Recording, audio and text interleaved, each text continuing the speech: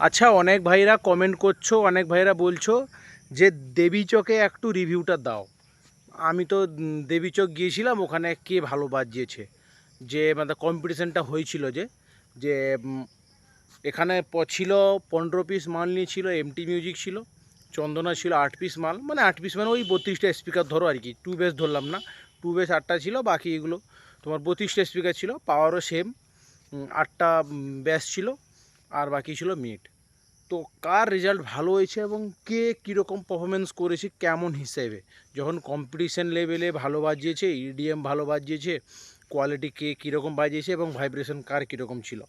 আমি গেলাম, গিয়ে দেখলাম অনেক কিছুই দেখলাম। প্রথমে গেলাম, পাওয়ার মিউজিক বন্ধ ছিল। তো বন্ধ থাকার পরে ওখানে একটু সমস্যার জন্য, কারণ হাইটটা মানে হাইটটা এত কম ছিল যে ওখানে সেট আপটা লেগে যাচ্ছিলো। তো রানিং যখন প্রথম আমি যাই, তখন চলছিল চন্দনা ভার্সেস এমটি মিউজিক। এমটির কিন্তু 60টা স্পিকার, আর এখানে চন্দনার কিন্তু 32টা স্পিকার। সেরকম হিসেবে যদি আমি বলি, কোনো সেট আপকে আমি ছোটো করবো না বা কোনো সেট আপকে বড়ো করার কোনো আমার নাই। যখন সবার প্রথম চন্দনা ভার্সাস এমটি মিউজিক কম্পিটিশন হয়, কিন্তু একটা জিনিস চন্দনা মিউজিক ভুল করেছে, যে দূর থেকে মানে সেট আপটাকে দূর থেকে কম্পিটিশন না করে একদম পাশে নিয়ে গেছে।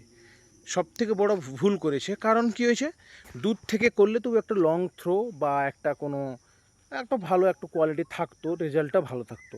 কারণ যেখানে পাহাড়ের মতন সেট আপ লাগিয়েছে এমটি মিউজিক, তোমার 60টা স্পিকার আর 32টা স্পিকার, কতটা ডিফারেন্স তোমরা বুঝতেই পারছো। 28টা স্পিকার ডিফারেন্স। তো 28টা স্পিকার যখন ডিফারেন্স থাকবে, তাহলে কীরকম লেভেলের রেজাল্ট হওয়া দরকার, কিন্তু সেরকম লেভেলের রেজাল্ট কিন্তু হয়নি। যে লেভেলটা থাকা প্রয়োজন ছিল বা যে থাকতে হতো, সে লেভেলটা কিন্তু ওখানে ছিলই না। সেই জায়গায় চন্দনা মিউজিক খুব ভালো বাজিয়েছে। কারণ একটা জিনিস দেখলাম, চন্দনা মিউজিক খুব দারুণ ভাইব্রেশন দিচ্ছিল, প্রেশারও খুব দারুণ দিচ্ছিল। আর সবথেকে বড় মানে মানে যেটা ভালো একটা আর কি, বারবার গান কিন্তু চেঞ্জ করছিল। ঠিক আছে, বারবার গানগুলো চেঞ্জ করে করে করে করে নতুন নতুন অন্য অন্য স্টাইলে গানগুলো বাজাচ্ছিল এবং ভাইব্রেশন হামিংগুলো বাজাচ্ছিল। তো ওখানে কিন্তু আমি বলবো, ওখানে আরেকটা কথা ছিল, যে এমটি মিউজিকে যে চালক ছিল সে হচ্ছে মিঠুদা। মিঠুদার সাথে আমার দেখা হয়েছে অবশ্যই। আমি তো মিঠুদাকে চিনি, বাট পাশাপাশি কোনোদিন দেখা হয়নি। তো আমি জানি না, হয়তো আমার ভিডিও হয়তো মিঠুদা দেখেছে।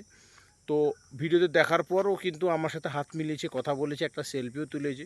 তো খুব ভালো লাগলো ব্যাপারটা। ওখানে অনেকেই আমার সাবস্ক্রাইবার ছিল, অনেক ইউটিউবার সাথে, যেমন মহারাজের সাথে দেখা হয়েছে, শুভঙ্করের সাথে দেখা হয়েছে, অনেকের সাথে দেখা হয়েছে ওখানে। আরও অনেককেই চিনি আমি, কিন্তু নাম হয়তো জানি না। তো অনেক সাথে দেখা, খুব ভালো লাগলো। মিঠুদা খুব খুব ভালো বাজিয়েছে, কিন্তু সেরকম হিসাবে না কি ভালো বাজিয়েছে, অ্যাকচুয়ালি বলবো ভালো বাজিয়েছে, কিন্তু যখন সিঙ্গেল যখন বাজাচ্ছে না, যখন সিঙ্গেল যখন বাজাচ্ছে সে লেভেলে কিন্তু ভালো ভাইব্রেশন দিচ্ছে, প্রেশার দিচ্ছে। কিন্তু তার সামনে যখন অন্য একটা সেট আপ চলে আসছে, সে তখন কিন্তু সে প্রেশারটা বা সে লেভেলটা কিন্তু থাকছে না। এটা ক্লিয়ারলি আমি বলতে চাই। আর যে পারফরমেন্সটা মানে 32টা স্পিকার বা 60টা স্পিকারের মধ্যে যে পারফরমেন্সটা হওয়া দরকার ছিল, সে পারফরমেন্সটা কিন্তু হয়নি।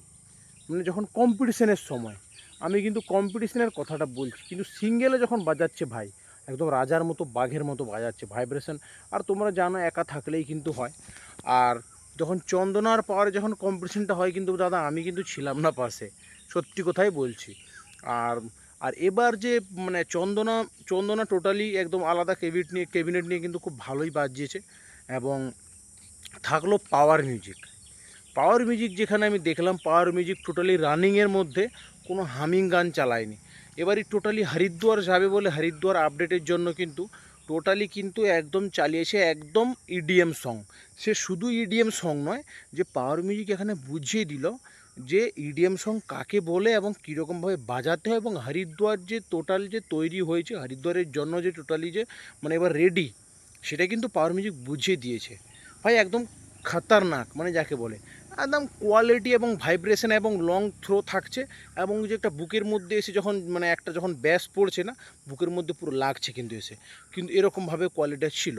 যখন এই বাদশা গানে যখন টেস্টিং হয়, বা এমনি ভাইব্রেশন যখন টেস্টিং হয়, আফজাল রিমিক্স বা আমাদের পাহাড়পুরে যে আরএক্স রিমিক্স যখন টেস্টিং হয়, খুব ভালো লেভেল, মানে খুব ভালো লেভেলে প্রেশার দিচ্ছিল, ভাইব্রেশনটা খুব দারুণ ছিল।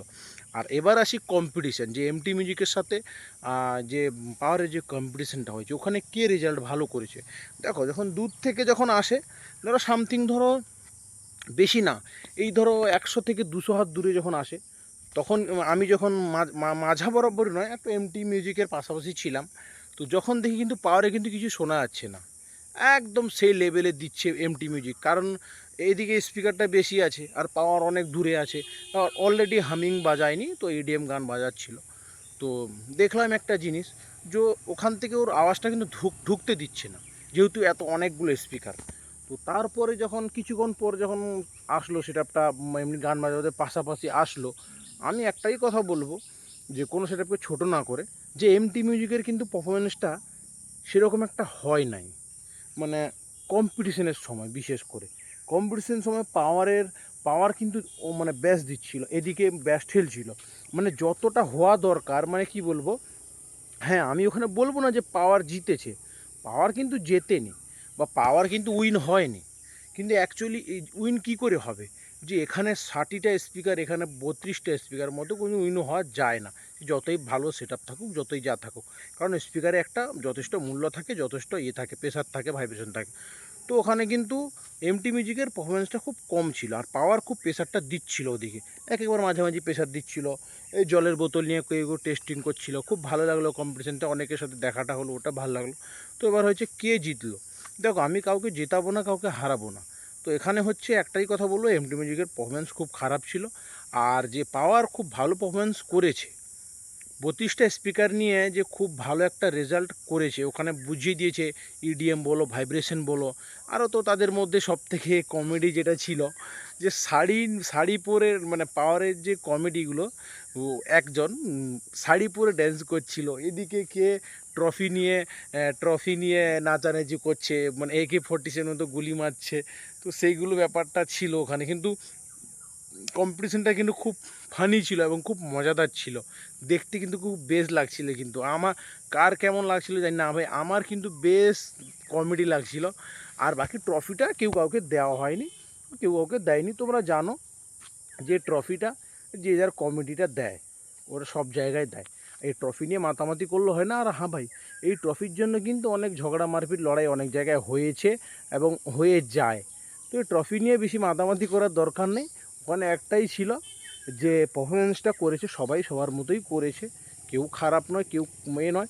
কিন্তু হ্যাঁ, এমটি মিউজিক যে পারফরমেন্সটা সিঙ্গেলভাবে বাজাচ্ছিল, যে পারফরমেন্সটা আসছিল, যে যা কিছু ছিল, তারপর কিন্তু অন্য সেটআপ কিন্তু পাশাপাশি আসলে পারফরমেন্সটা কমে যাচ্ছিল, অনেকটাই কমে যাচ্ছিল।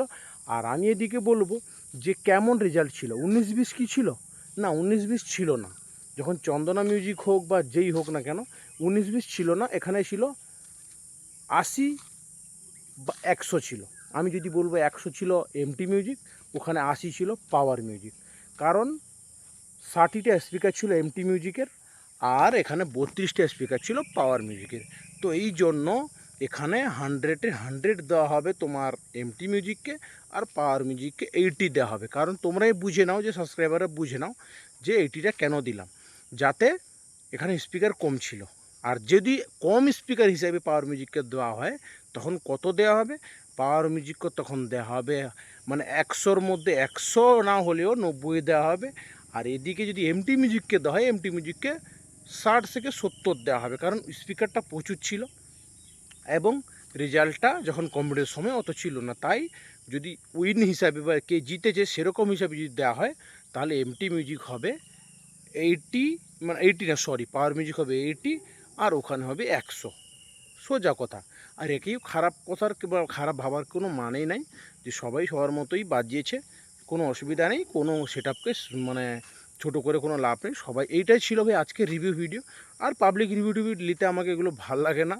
তো ভাই, আর এখানে আমি ভিডিও করছি কেন বলো তো, কেউ যাওয়া আসা করছে না, বিন্দাস হয়ে ফ্রি মাইন্ডে কথা বলতে পারছি, তার জন্য আমি এখানে এসে ভিডিওটা করছি। তো ভিডিওটা কেমন লাগলো, ভিডিও ভালো লাগলে তোমরা অবশ্যই ভিডিওটাকে শেয়ার করো, এবং যারা যারা ফেসবুক পেজ থেকে দেখছো, ফেসবুকটাকে অবশ্যই তোমরা ফলো করে নাও, আর যারা ইউটিউব থেকে দেখছো, ইউটিউবটাকে সাবস্ক্রাইব করে নাও, আর ভিডিওটা ভালো লাগলে ভিডিওটাকে শেয়ার করে দাও। চলো, দেখা হবে অন্য কোনো ভিডিওতে।